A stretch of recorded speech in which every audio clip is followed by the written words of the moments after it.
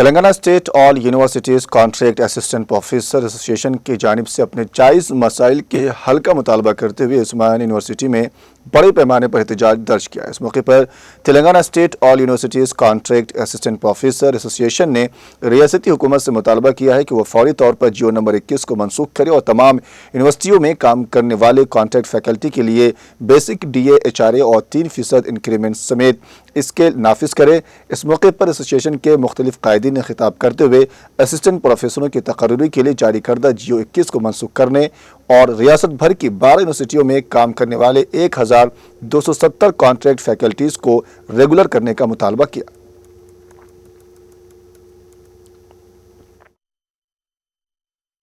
మా డిమాండ్ ఏది కొత్త డిమాండ్ కాదు. లాస్ట్ 12 ఇయర్స్ నుంచి బీఆర్ఎస్ ప్రభుత్వం కానీ కాంగ్రెస్ ప్రభుత్వంకి మేము ఒక్కటే కోరుకుంటున్నాం, మాకు రెగ్యులరైజ్ చేయండి. మేము రిక్రూట్మెంట్ కి వ్యతిరేకం కాదు, కానీ మా ఇష్యూస్ సాల్వ్ చేసిన తర్వాతనే మీరు రిక్రూట్మెంట్ చేయడానికి సిద్ధం.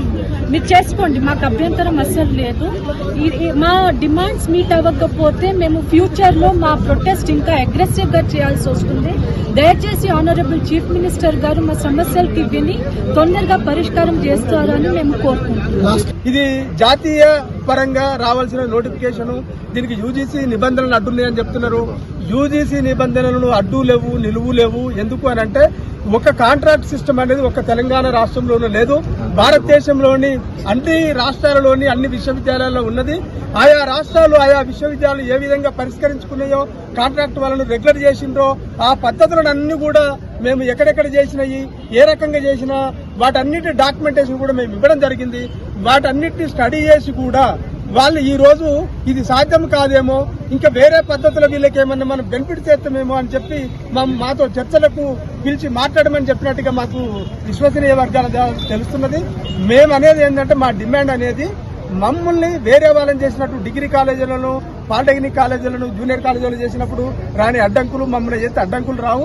యూజీసీ నిబంధనలు ఎక్కడ అడ్డు రావు. సుప్రీంకోర్టు అనేది చాలా పెద్ద కాన్స్టిట్యూషనల్ బెంచ్ ఇచ్చినట్టు ఉమాదేవి వర్సెస్ కర్ణాటక కేసు కానీ, మొన్న డిసెంబర్ 2024లో ఇచ్చినటువంటి జాగో వర్సెస్ యూనియన్ ఆఫ్ ఇండియా కేసులో కానీ, బీఆర్ఎస్ ప్రభుత్వం ఉన్నప్పుడు తెలంగాణ రాష్ట్రంలో కాంట్రాక్ట్ టీచర్లు కానీ కాంట్రాక్ట్ ఉద్యోగులందరినీ రెగ్యులరైజ్ చేస్తామని చెప్పేసి వాళ్ళు మేనిఫెస్టోలో పెట్టి మరి తెలంగాణ రాష్ట్రంలో ఉన్న కాంట్రాక్ట్ వ్యవస్థను మొత్తం రెగ్యులరైజ్ చేసింది.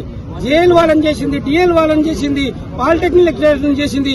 ఆ రోజు కూడా ఇలాంటి కొంతమంది అధికారులు ఇది సాధ్యం కాదు అది అని చెప్పారు. కానీ ప్రభుత్వం నిర్ణయించిన తర్వాత ఏ కోర్టులు కూడా వాటిని వద్దనలేదు. వాటిని కొనసాగించ కాంట్రాక్ట్ వ్యవస్థని ఎక్కువ రోజులు ఉంచకూడదు, వాళ్ళు రెగ్యులరైజ్ చేయాలని చెప్పింది. కాబట్టి 10 సంవత్సరాల పైబడి ఎవరైతే పనిచేస్తున్నారో వాళ్ళందరూ రెగ్యులరైజ్ చేయడానికి అందరికీ రైట్స్ ఉంటాయి కాబట్టి వాళ్ళందరినీ రెగ్యులరైజ్ చేయాలని చెప్పేసి ఆ రోజు అసెంబ్లీలో ఈ రోజు ప్రభుత్వంలో ఉన్నటువంటి శ్రీధర్ బాబు గారు, బట్టి విక్రమార్కులు లాంటి వాళ్ళు మాట్లాడడం జరిగింది. కానీ ఇలా ప్రభుత్వంలో వచ్చిన తర్వాత ఈ కాంట్రాక్ట్ వాళ్ళని రెగ్యులరైజ్ చేయమని గత సంవత్సరంన్నర నుంచి తిరుగుతున్నప్పుడు వాళ్ళు మేము మీకు చేస్తాం అంటున్నారు తప్ప ఇప్పటి వరకు చేసింది లేదు.